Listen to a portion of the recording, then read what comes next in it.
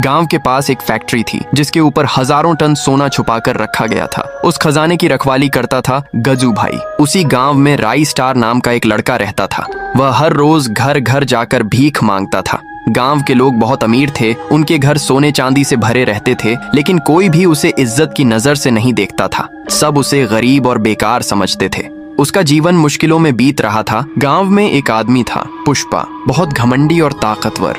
उसके पास इतना पैसा था कि वह किसी को भी अपने सामने झुका सकता था। गांव के लोग उससे डरते थे, इसीलिए कोई उसके खिलाफ बोलने की हिम्मत नहीं करता था। उसका छोटा भाई ज्ञान फैक्ट्री का मालिक था। वह बहुत लालची था और हमेशा और ज्यादा पाने के बारे में सोचता रहता था। गांव के लोग अपनी दौलत पर घमंड करते थे। हर घर में सोना चांदी भरा था। उन्हें लगता था कि उनके पास जो है वही सबसे ज्यादा है, लेकिन किसी को यह नहीं पता था कि असली खजाना कहाँ है और किसका है। सच्चाई कुछ और ही थी। फैक्ट्री का खजाना जिसकी रखवाली गजू भाई करता था, उसका असली मालिक कोई और था, लेकिन यह राज किसी को नहीं पता था।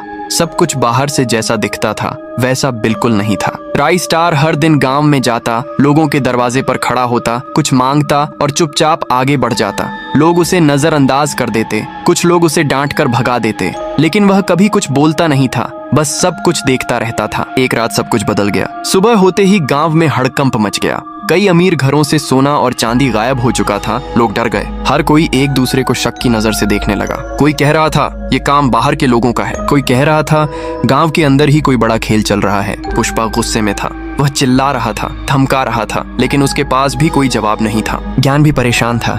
उसे समझ नहीं आ रहा था कि ये सब कैसे हुआ। अब गांव का भरोसा टूट चुका था। हर इंसान दूसरे इंसान पर शक कर रहा था।